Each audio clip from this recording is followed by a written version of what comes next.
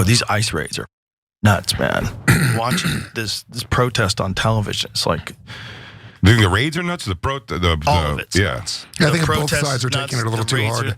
Well, I don't think if the Trump administration, if they're running and they said, we're going to go to Home Depot and we're going to arrest all the people at Home Depot, we're going to go to construction sites and we're going to just like tackle people at construction sites. I don't think anybody would have signed up for that.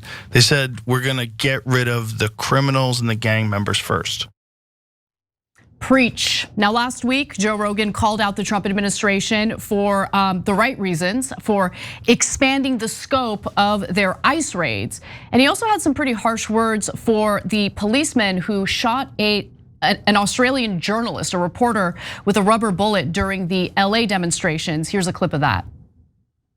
The problem is there's cops that just shoot people with rubber bullets for no reason. Yeah. Did you see that lady, that Australian reporter that got shot? Did you see that video? No. It's pretty hilarious. It's nuts because you see the guy do it. You see the cop. Just look at her while she's talking. She's clearly not a criminal. She's just reporting the news. And he shoots her in the leg with a rubber bullet. I can't believe that he would do this. Do you want to know why people get angry at cops? It's like that.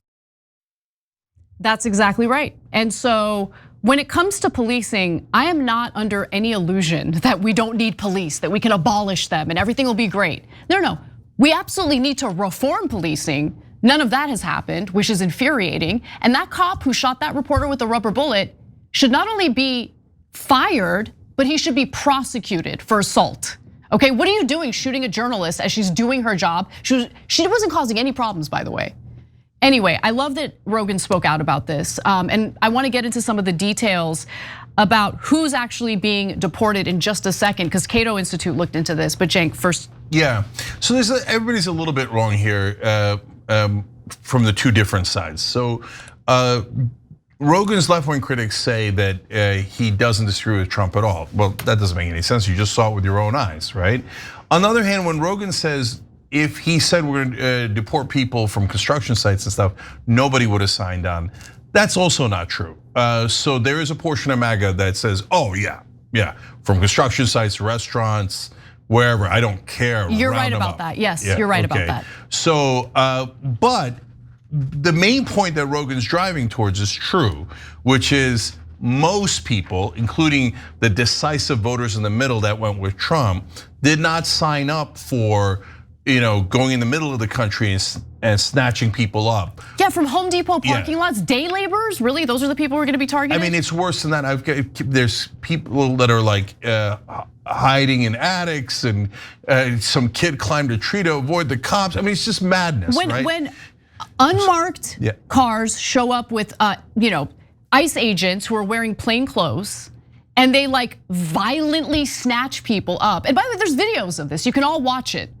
Okay, that scares people across the board. That is not what people signed up for. So everybody does projection. So the MAGA guys then make the mistake of thinking that everybody thinks like they do. And America's gonna love it when people are snatched up off the streets. No. And America doesn't love it. The polling shows that America hates it.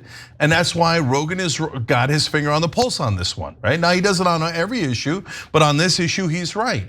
And so, and by the way, why is the left, some folks on the left instinctually say that Rogan's a fascist or with Trump and is part of a cult, etc., because they're tribalists. And so they assume that Rogan thinks like they do, that he's gonna be tribalist and only support one person or one party, right? Yeah. Or one ideology. No, in this case, he's looking at it as neutral, and he's right about where the American people are. So I want to talk a little bit about what the Cato Institute just released in regard to data pertaining to individuals who have been targeted for deportation, and the numbers are, they should be terrifying for everybody, including American citizens.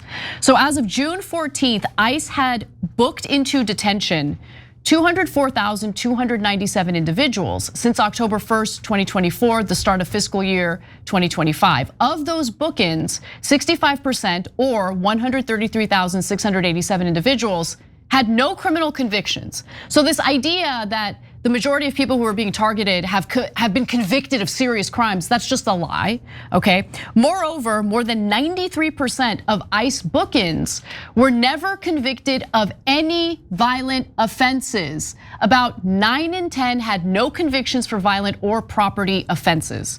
All right, now again, Cenk is correct to note that there is a sizable portion of Trump voters who don't care.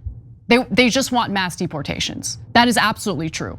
But the independents, the lifelong Democratic voters who switched sides in this past election, did they want that? No. So that honestly fragile coalition that Trump was able to build in order to win in 2024, that's gonna fall apart as these targeted, disastrous raids that have ended up deporting all sorts of people who haven't actually committed any crimes. That's really gonna hurt the Republican brand and the Republican Party. Now, the numbers also illustrate how the Trump administration has shifted its focus from criminals to any immigrant that they can find.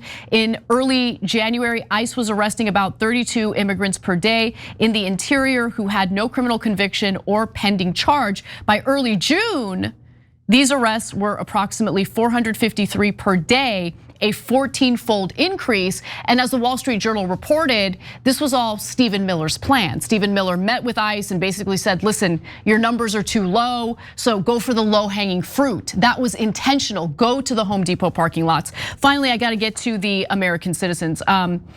Because between 2015 and 2020, ICE deported at least 70 people who were US citizens, according to the Government Accountability Office. In total, the watchdog found that ICE arrested 674 potential US citizens, detained 121, and ended up deporting 70. Okay.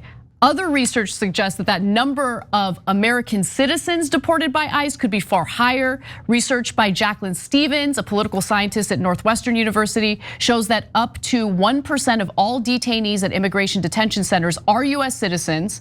If that 1% figure was constant throughout all deportations, that would mean 4,000 US citizens a year are deported.